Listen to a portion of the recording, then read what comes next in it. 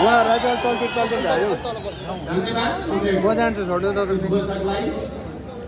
विशाल विरोध सभाका सभाध्यक्ष तथा हाम्रो पार्टी केन्द्रका प्रवक्ता र यो केन्द्रीय संघर्ष समितिका संयोजक कमरेड हाम्रो पार्टीका आदरणीय अध्यक्ष कमरेड माधव कुमार नेपाल, वरिष्ठ नेता कमरेड झलनाथ खनाल, स्थायी समिति र केन्द्रीय समितिका सहयोगका कमरेडहरू र यो विरोध सभामा उपस्थित सम्पूर्ण कमरेडहरू र प्यारा दिदीबहिनी दाजुभाइहरू, सबभन्दा पहिला म एकचोटि फेरि पार्टी केन्द्रको तर्फबाट यहाँहरू सबैलाई अभिवादन गर्दै हुन्छु। स्वीकार्नुहोस् क्रान्तिकारी अभिवादन। कमरेडहरू र मित्रहरू, हामीलाई लागेको थिएन यति छिटै हामी प्रतिगमनका विरुद्ध सङ्घर्षको मैदानमा उत्रिनु पर्ला भन्ने हामीलाई लागेको थिएन।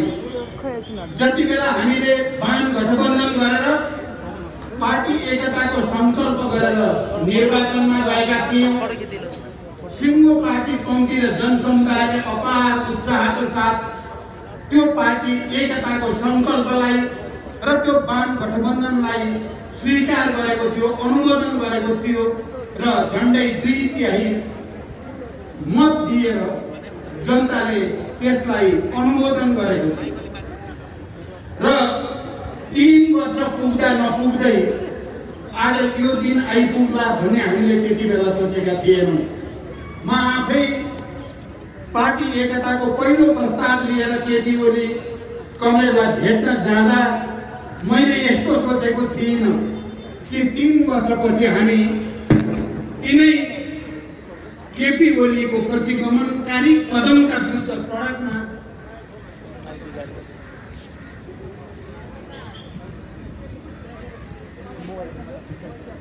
केपी ओलीको प्रतिगमनकारी कदमका विरुद्ध सडकमा आउन पर्ला भन्ने हामीले त्यति बेला बिल्कुल सोचेका थिएनौँ। तर विडम्बना आज हामी सडकमा छौँ, हामी विरोध प्रदर्शन र सभा गर्दैछौँ र तपाईहरू छोटो समयको सूचनामा पनि बडो जोड दिएर ऊर्जाको साथ आज विरोध प्रदर्शनमा उत्रिनु भएको छ। हामी सबै उत्रेका छौँ।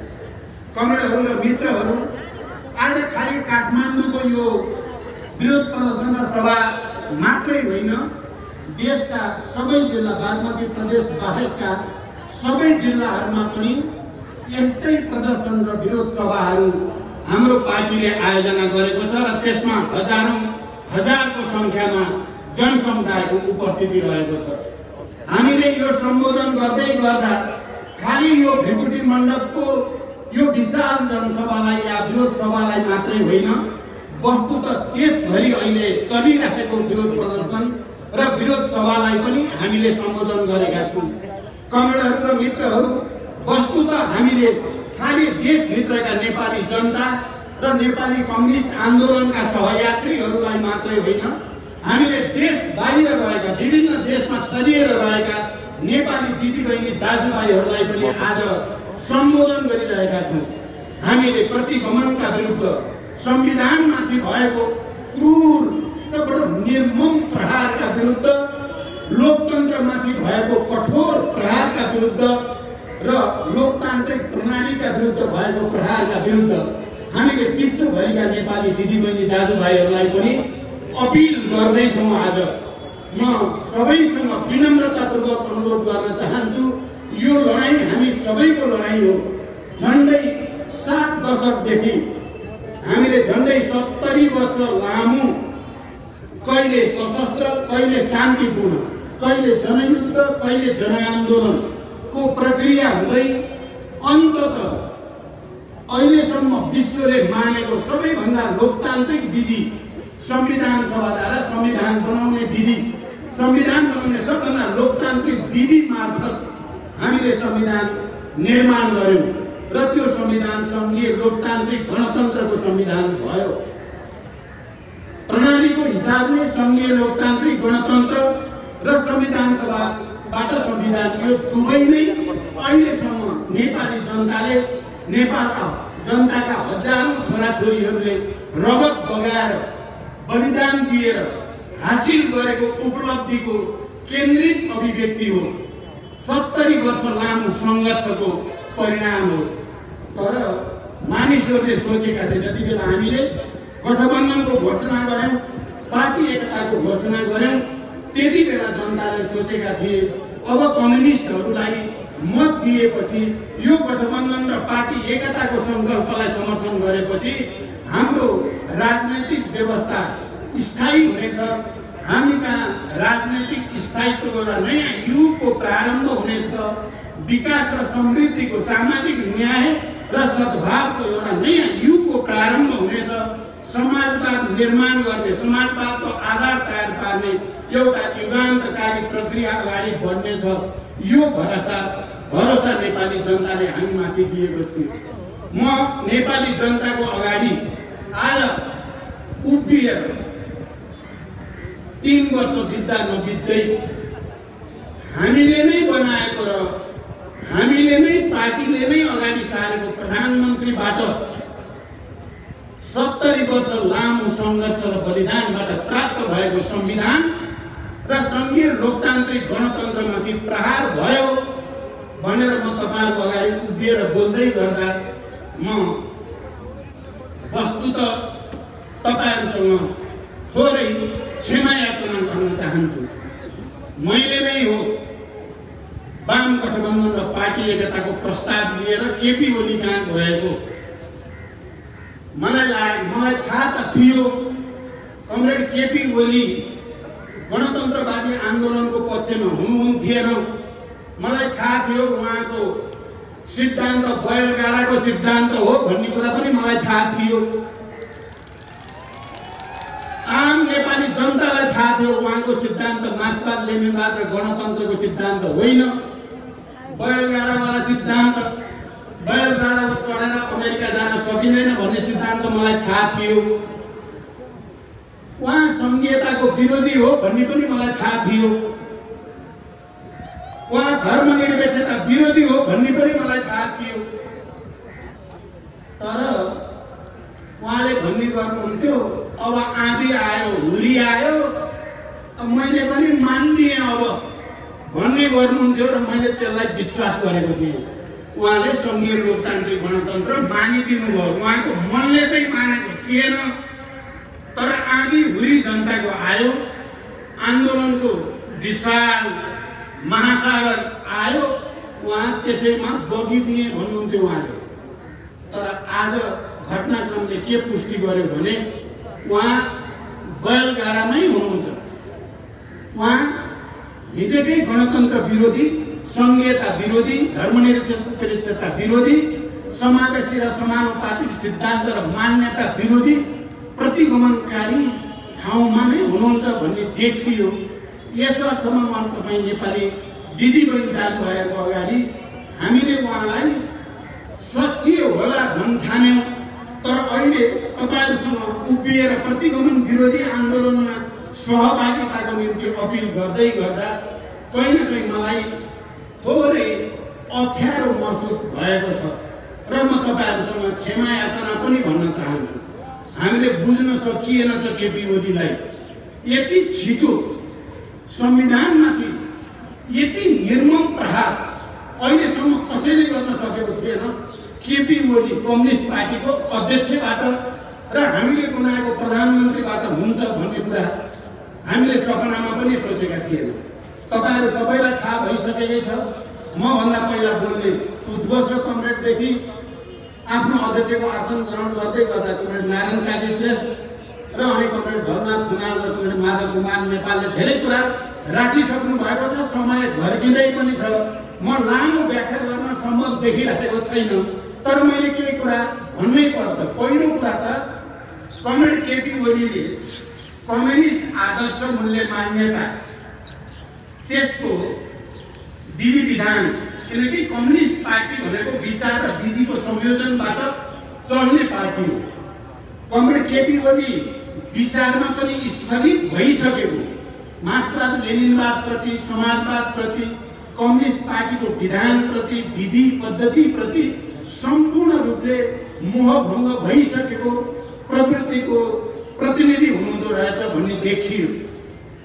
अर्को उहाँले भन्ने गरेको लोकतन्त्र पनि कति निरङ्कुश खालको रहेछ भन्ने कुरा अहिले प्रतिनिधि सभा जसरी उहाँले विघटनको सिफारिस गर्नुभयो र जसरी त्यसलाई घोषणा गरियो त्यसबाट उहाँ लोकतन्त्रवादी होइन, उहाँ एउटा निरङ्कुश तानाशाह हो जसले यो देशलाई भडथारोमा हाल्न चाहेको छ भन्ने कुरा प्रमाणित भएको छ। कमेन्टहरू र मित्रहरू, यो किन भएको छ त पहिले संविधानमा प्रधानमन्त्रीलाई एउटा विशेषाधिकार दिएको हुन्थ्यो।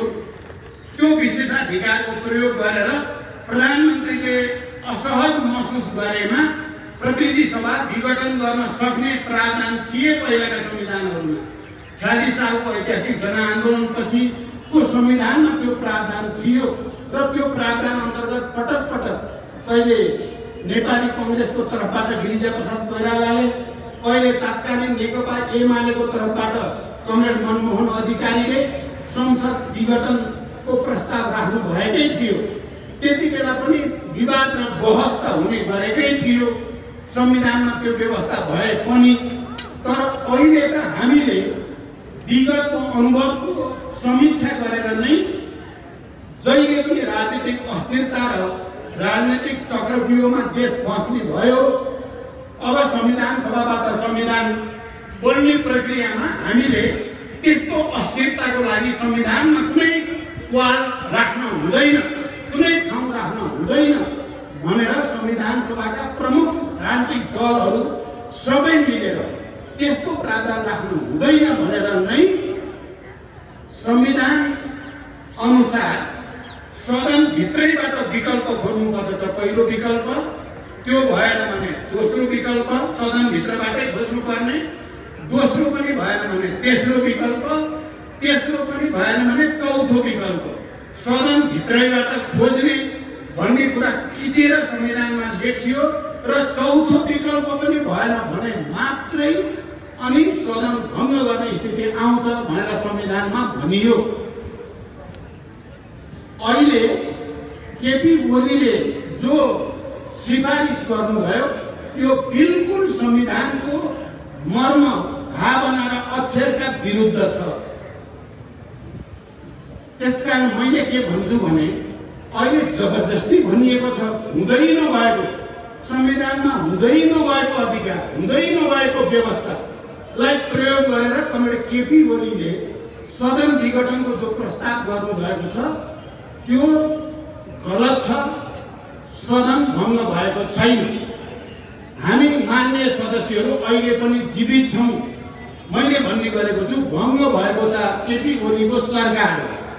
संविधान विरोधी काम गरेर केपी ओलीले आफूलाई विघटन गराएका छन्। केपी ओलीले इतिहासमा कलङ्कको टीका लगाएका छन्, त्यो कहिल्यै मेटिने छैन जबसम्म केपी ओलीले पश्चाताप गर्ने छैनन्। लोकतन्त्रमाथि मैले घात गरेँ, आफैले बनाएको संविधानको बलात्कार गरे, मैले म अपराधी हुँ भन्ने छैनन् तबसम्म इतिहासले उनलाई माफी दिने छैनन्, नेपाली जनताले उनलाई क्षमा दिने छैनन्। आज काठमाडौँका सडकमा देखिएको जनताको यो उपस्थितिले र देशभरि भएको प्रदर्शनले एउटा कुरा राम्रैसँग प्रमाणित गरेको छ र देशका सबै राजनीतिक दलहरू, नागरिक समाज, हिजोका पूर्व प्रधान न्यायाधीशहरू, नेपालका सबभन्दा सक्षम प्रतिभाशाली भनेर विश्वभरि स्थापित भएका प्रधान न्यायाधीशहरू, वरिष्ठ अधिवक्ताहरू, बुद्धिजीवीहरू, नागरिक समाजका वरिष्ठ प्रतिनिधिहरू, सबै जनसङ्गठनहरू सिंगै देश यो निरङ्कुश कदम हो, यो प्रतिगमनकारी कदम हो, यो असंवैधानिक कदम हो, यो अलोकतान्त्रिक कदम हो देशभरिको जनताले भनिसकेको छ। म भरोसा गर्न चाहन्छु हाम्रो सम्मानित सर्वोच्च अदालतले सिंगै देशको यो आवाजलाई र संविधानका अक्षर र भावनालाई सर्वोच्च अदालतले सम्मान गर्नेछ। म भरोसा व्यक्त गर्न चाहन्छु, आग्रह गर्न चाहन्छु र यो आन्दोलनको यो सुरुवात मात्रै हो। म एउटा कुरा सम्झेँ। 1946 सालको ऐतिहासिक जनआन्दोलनको तयारीको बेला थियो। एउटा आमसभामा कमरेड मदन भण्डारी प्रमुख वक्ताको रूपमा बोल्दै हुनुहुन्थ्यो। त्यो सभालाई उहाँले भन्नुभएको थियो, यो त आन्दोलन होइन, यो त आन्दोलनको टेलर मात्रै हो, यो त भत्केउरो आएको मात्रै हो, जन्ती आउनै बाँकी छ, बाजा बज्नै बाँकी छ। मैले पनि आज के सोचेको छु भने यदि संविधानमाथिको यो निर्गुण प्रहारलाई सच्याउने कोसिस गरिएन भने, लोकतन्त्रमाथिको यो प्रहारलाई सच्याउने कोसिस गरिएन भने यो भत्केउरो मात्र साबित हुनेछ। भोलि त आँधी हुरी आउनेछ। नेपाली जनता जागिसकेका जनता हुन्। लामो सङ्घर्ष र बलिदानको इतिहास बोकेर नेपाली जनतामा राजनीतिक जागरणको र चेतनाको नयाँ युग प्रारम्भ गरेको नेपाली जनता हो। छोड्ने छैन नेपाली जनताले। म खबरदारी गर्न चाहन्छु प्रतिगमनका पक्षपातीहरूलाई, तिमीहरूले यति सोचेका छौ भने जनता भनेको यस्तै हो, झुकियासी झुकिहाल्छन्, ठगेसी ठगिहाल्छन् भन्ने ठानेको हो भने त्यो तिमीहरूको ठुलो भुल हो। बरु समयमै गल्ती सच्याउँदा जनताले क्षमा दिन सक्छन् तिमीहरूलाई। त तिमीहरूले सच्याएनौ भने 250 वर्ष पुरानो राजतन्त्रलाई बढाएर फाल्न सक्ने जनताले यस्ता निरङ्कुशता र प्रतिगमनका पुजारीहरूलाई सजिलै बढार्नेछन् भन्ने विश्वास म व्यक्त गर्न चाहन्छु।